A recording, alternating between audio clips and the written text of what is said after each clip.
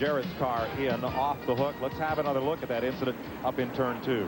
Wow, that's after he's already got in trouble and hit the inside wall. But as you notice with this high bank on the straightaway, you don't go back up the racetrack. He'll probably get into the inside. Yeah, there he goes in the inside wall again. So it's a mean place to lose a race car. That's from another angle, and as Buddy said, the damage is already done. He's already hit the inside wall, and again, the banks are self-cleaning.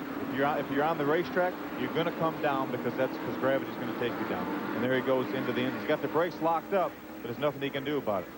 There's a shot of the cars that's going back to the garage. Two items to tell you, Michael Walsh, what a tough break he's had after sitting on the pole here. I think we have a replay of this. We'll get a look maybe at what happened. I think Michael's at the very top of the screen.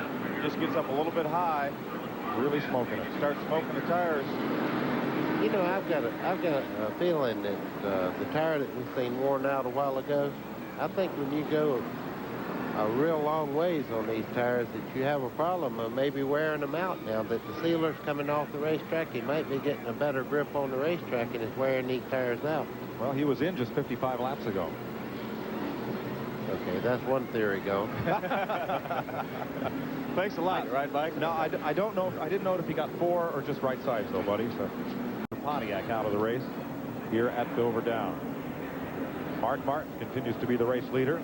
Let's have another look at what happened to J.D. Oh, they got together with the 42 car. The 42 car was trying to go by him on the inside. J.D. was going to leave room for him on the outside, and they got together. I'm sure. Really tough break for J.D. and Kenny Wallace, I'm sure, had no intentions of that happening. He just Kenny was going low and J.D. thought he was going high, and they had a little meeting there. Well, that's after they've already tagged there. He had a ton on the inside wall there. You know what that's like when you anticipate somebody going by on the outside or the inside. It's just like when you meet somebody in the hall and both of you try to get out of each other's way and you keep moving over in front of each other. So we're side by side. They went down into turn 1. Darrell Waltrip got by him. Jimmy Spencer tried to move down. Jimmy Spencer tries to move down to get behind Darrell, but Morgan Shepherd's there. Yeah. Morgan's right on the bottom. Jimmy Spencer tries to move down behind Darrell.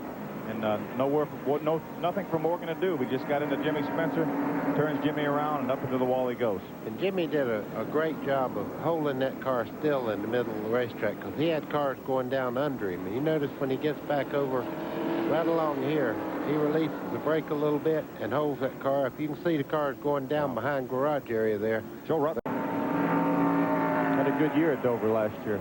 yeah, that turn 2.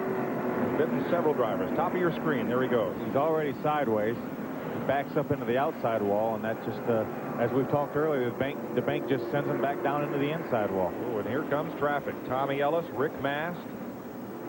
See, as Buddy said earlier, he let off the brake to go ahead and get out of the way, so that kept Tommy Ellis, Rick Mast, and Bobby Hillin from being in trouble. We have another view of it, Buddy.